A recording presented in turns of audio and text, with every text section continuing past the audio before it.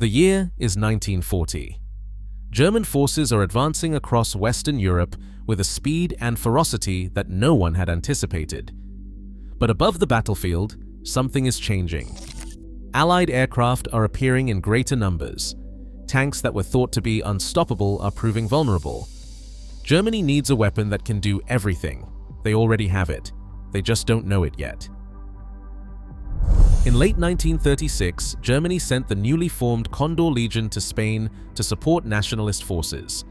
Among their equipment was the 8.8 cm Flak 18, assigned to the motorized anti-aircraft attachment F-88. Built to target high-altitude bombers, the weapon found an unexpected purpose on May 11, 1937, near the town of Amposta. Faced with advancing Soviet-supplied T-26 tanks, Lieutenant Karl Bohm ordered his gunners to depress the massive barrel to -4 degrees. The weapon fired its shell at over 800 meters per second. At a range of 1,800 meters, the round struck a T-26, destroying it instantly.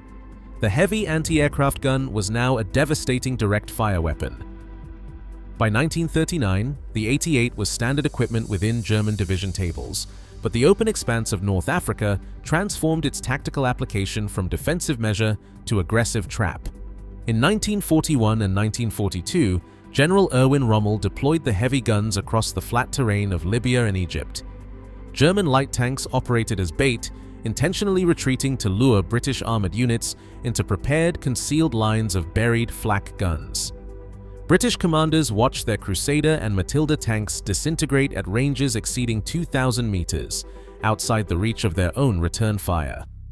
In the barren desert, where concealment seemed impossible, the high-velocity shells struck with devastating precision before any target could be identified. After-action reports described entire armored columns shattered by an invisible enemy, cementing the weapon's reputation as a primary instrument of battlefield shock. The physical power of the 88 rested on precise, heavy engineering. Operating the weapon required a 9-man crew who could halt their transport half-track and bring the massive cruciform mount into action in just 2.5 minutes.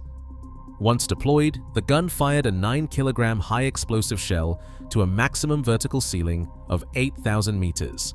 But against ground targets, its flat trajectory and tight dispersion proved devastating. Firing armor-piercing rounds at a muzzle velocity of 820 meters per second, the 88 maintained effective accuracy at distances exceeding 2,000 meters. With a practical rate of fire of 15 rounds per minute, a skilled crew could deliver a continuous stream of high-velocity steel.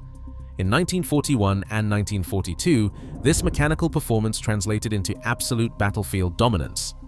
No Allied tank in service could withstand a direct hit from the weapon at standard combat ranges. In June 1941, the invasion of the Soviet Union pushed German forces onto the vast plains where they encountered a formidable obstacle: the T-34 tank. While early German anti-tank weapons failed against its sloped armor, the 88 suffered no such limitations. On the flat Russian steppe, flak batteries controlled engagements at distances Soviet commanders struggled to comprehend. During the massive armored clash at Kursk in July 1943, the weapon proved its lethal utility at an industrial scale. Batteries like the 31st Flak Regiment destroyed dozens of Soviet tanks at ranges between 1,500 and 1,800 meters. Both German battery logs and Soviet Red Army casualty records corroborated these heavy losses, documenting the 88 as the single most dangerous threat to Soviet armored formations. The weapon had evolved from a tactical desert surprise into an engine of constant attrition. In 1942, the Wehrmacht mounted the 88mm gun directly inside their heaviest armored vehicle, the Tiger I. Designated as KWK-36, this tank weapon derived its barrel, cartridge, and ballistics from the towed Flak 36. Allied crews now faced a mobile platform capable of destroying an M4 Sherman at ranges exceeding 1,500 meters. Because the Sherman's gun rarely penetrated the Tiger's heavy frontal armor, Allied commanders accepted devastating losses, sending multiple tanks in coordinated maneuvers just to reach vulnerable flanking angles. As Allied bomber streams advanced toward the German homeland, they met the weapon in its original, deadliest role. Batteries ringed industrial hubs like Berlin, Hamburg, and Cologne in interlocking flak belts. Linked to the Kommando Gerät 40 computer, crews threw 9-kilogram high-explosive shells up to 25,000 feet. At 15 rounds per minute, the batteries filled the sky with shrapnel.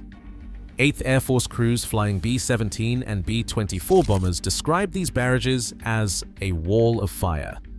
It was a terrifying gauntlet, proving that the weapon's expansion onto the ground had never replaced its primary, lethal mission. Decades later, the 88 remains the ultimate benchmark of lethal adaptability. It proved that the most devastating weapon is always the one that rewrites its own rules.